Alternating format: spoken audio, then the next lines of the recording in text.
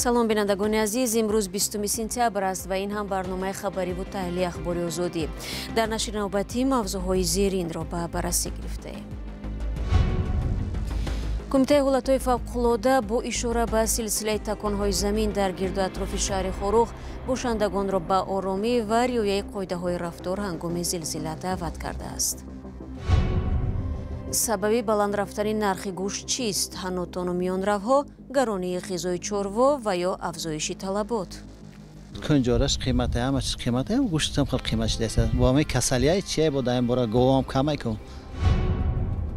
ва пешвозгирӣ бо иштироки кӯдакон идома дорад. мансабдорон дастури президентро иҷро намекунанд. чашми роҳбари давлат ҳатто хок пошида намешавад. ман манъ кардам, ин чиза дигар дар ягон шаҳру ноҳия роҳ намедиҳанд. сокинони шаҳри хоруғи вилояти мухтори кӯҳистони Бадахшон мегӯянд душаби охир аз бими заминҷунбӣ хоб надоранд. кумитаи ҳолатҳои фавқулодаи Тоҷикистон дар як иттилоя бошандагонро ба оромӣ ва риояи қоидаҳои рафтор ҳангоми заминҷунбӣ даъват кард.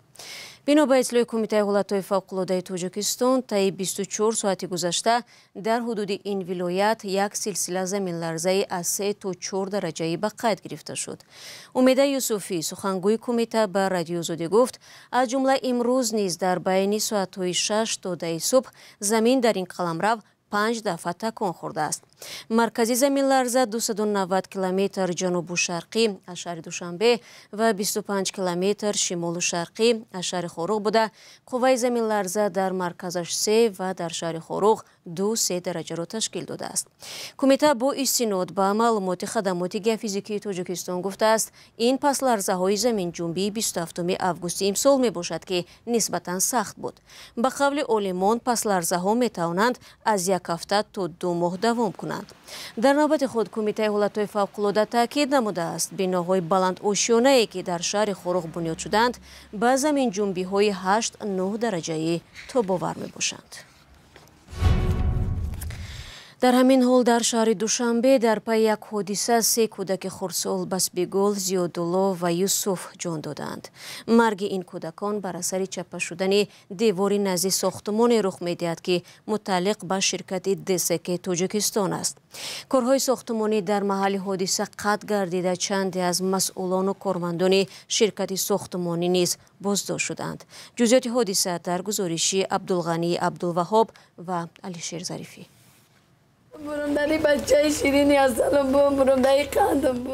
ин хонавода 3 рӯз мешавад мотам доранд. 2 кӯдаки фаришта зери девори атрофи яке аз сохтмонҳои шаҳри Душанбе ҷон бохтаанд. нигоҳ кунан модари дигара бо ҷигарш сӯз накунан, як модари дигар бо ҷигар сӯз нашавад, як модари дигар бо хиранги мафгон нашавад дар ҳаққи ду фарзанди дили ҷигарш. ҳодисаи фоҷиабор 17 сентябр дар маҳаллаи Ҳабибулло Назарови Душанбе рух дод. девори атрофи чоҳбун ки аз ҷониби ширкати сохтмонии ДСК Тоҷикистон канда шуда буд, болои кӯдакон чапа шуд. او دختره که میشه بازی کرده و دتا بچه تماشا داشتیه میگه دی غلطی دی دیوال غلطی ده نمی سنگ سر او دخترچه زد.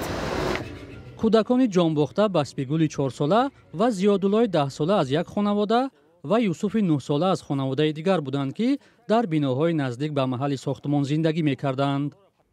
масъулони ширкати сохтмонии ДСК Тоҷикистон ба тамосҳо барои шарҳи ҳодиса ҷавоб надоданд.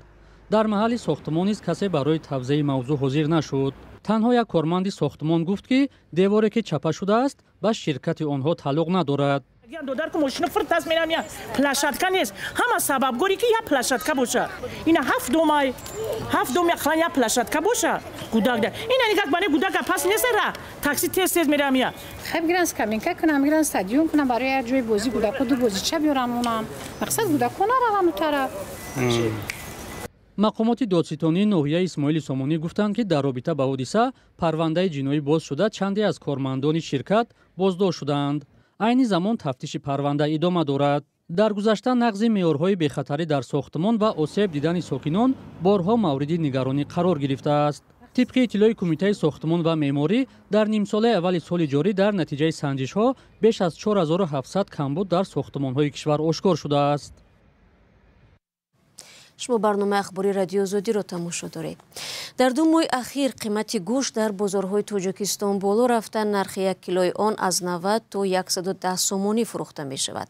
از این بالاروی برنامه غذای سازمان ملل متحد هم خبر داد و تاجیکستان برای جلوگیری از آن با قزاقستان برای واردات 110 تن گوشت سازشنامه بسته است. مقامات دولتی میگویند طلبات زیادی مردم به گوشت و کم شدن سرشمار چاروا عامل اصلی بالاروی ارزش گوشت است. ارشاد سلیمانی و براد یوسفی به سراغ گوشت فروشی ها و مال بازارها رفتند تا سبب اساسی را از منبع‌های دستی اول بپرسند. مراد رجبوف ساکنی ناحیه شهر نو 30 سال این جانب قصاب است. او میگوید به این حد بالاروی قیمت گوشت چاروا را امسال مشاهده کرده است.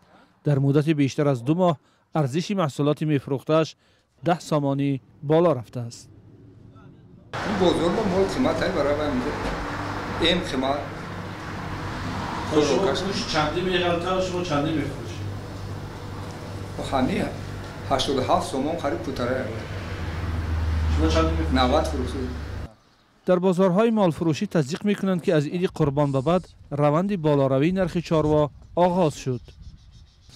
14,500 سفید 12,000 ایش کتیبه و یاجوی 27,000. پیش عید قربان میگه 14,500 خرید تقریبا چند سال بخرید ممکن 13,000.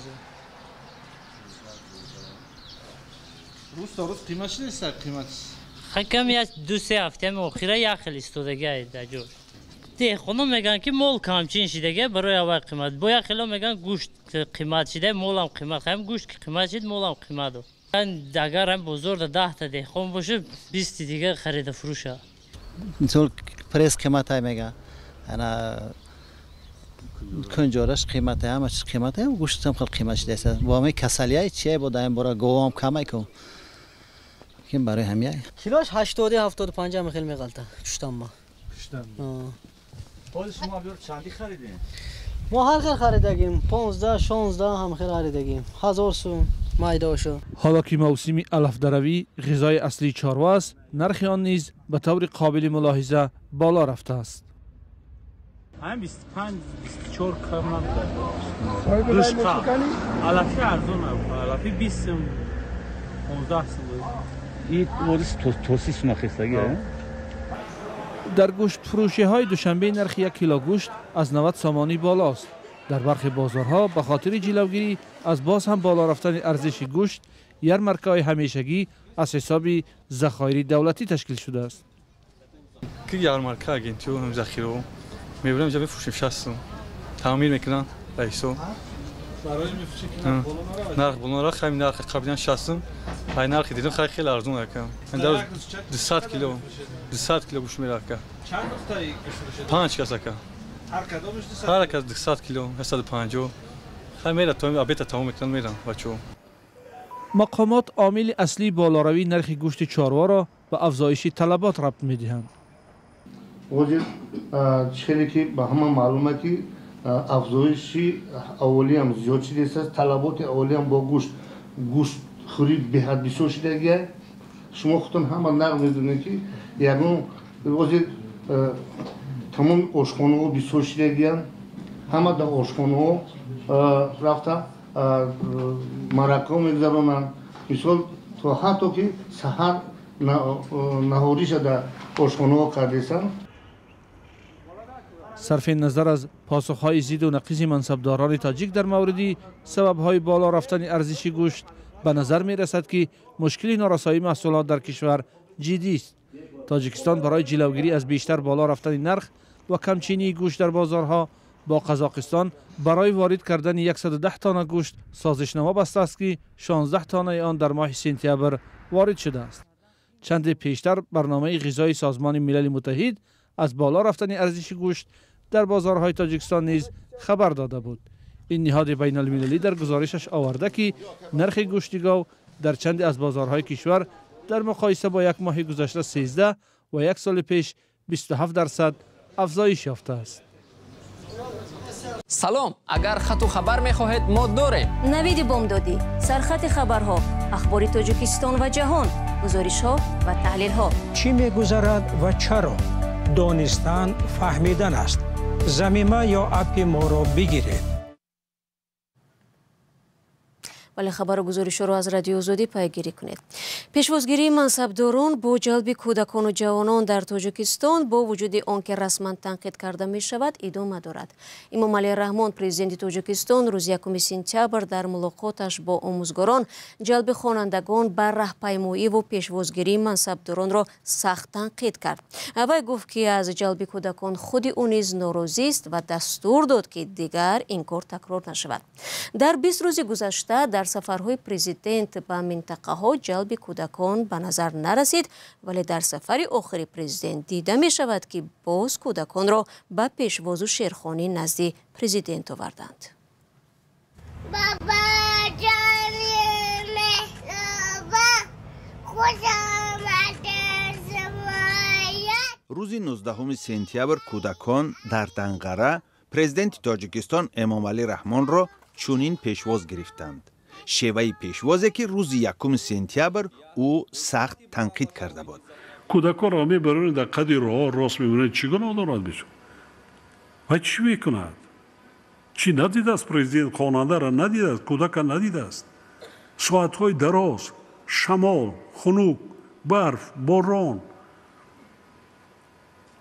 با همین ظاهر پرستی میکنین. چشم رهبر دولت در حتی خاک پاشیدنی میشه. من کردم این چیزا ما دیگر در یگان شهر و ناحیه را نمیدیم. سال هاست که خوانندگان و کودکان به پیشواز پرزیدنت و دیگر منصبداران جلب می شوند و برای این هفته ها تمرین می کنند. والدان شکایت می کنند که فرزندانشان به دنبال آمادگی به راهپیمایی از تحصیل دور می مانند. تنقید پرزیدنت ظاهراً وضع را اصلاح نکرده است. اگر شخص رحمان را همچنین کارها پیشنهاد نمی آمد، این بیشتر از دوام 20 سال است که شخص پرستی در تاجیکستان ادامه یافته ایستاده است. با یک مرتبه 2 مرتبه انجام دادن همچنین کارها نقطه میگذاشت و این کارها تکرار نمی شود. این بیانگری آن است که خود رحمان را از همچنین کارها خوشش میآید و این سخنها صمیمی نیستند. در گذشته آموزگاران بر رادیوی آزادی گفته بودند که برای آماده کردن کودکان به پیشواز پرزیدنت تقریباً 2 ماه مشق و تمرین لازم می شود. در بعضی ناحیه ها منصبداران سطح میانه و پایانی نیز تلاش کردند که آنها نیز به سان پرزیدنت پیشواز گرفته شوند. حتی در برف و باران، هوای سرد و یا گرمای تابستان. لیکن در شهر ناحیه رفتن این فلانچه آمده تمام مکتب برای اونجا قطار کن. حتی برای سفرهای پرزیدنت نکنید این کارا را. رئیسای ویله شهر ناحیه من سپارش دادم قطعی، حتی جزا هم دادم. حامیان حقوق این نوع پیشوازگیری را نقض حقوق کودکان نامیده منصبداران را بارها برای این تنقید کردند، ولی تغییر پیش نیامده است. و یک خبر دیگر، زبیدالله رازق 80 ساله عضو پیشین ریاست حزب در تاجیکستان ممنوع نهضت اسلامی را روز 11 سپتامبر از بیمارستان سرریاست اصلاح جزای جنایی به اتاقش در زندان شهر وحدت بردند. وزیر عدلیه 1 ماه پیش گفته بود که او بیمار نیست. حسام الدین پسر زبیدالله رازق روز 20 سپتامبر به رادیو آزادی گفت پدرش در اول ماه اوگوست به سبب شدت گرفتن بیماری دل بستری شده، همگی چند روز پیش از شفاخانه بیرون آمد. زبیدالله رازق در سال 2015 دستگیر و به 25 سال زندان محکوم شد. مقامات تاجیکستان او و اعضای دیگر حزب نهضت اسلامی تاجیکستان را به دست داشتند در حادثه ماه سپتامبر سال 2015 که آن را آشوب نافرجام مینامند گناهکار کردند.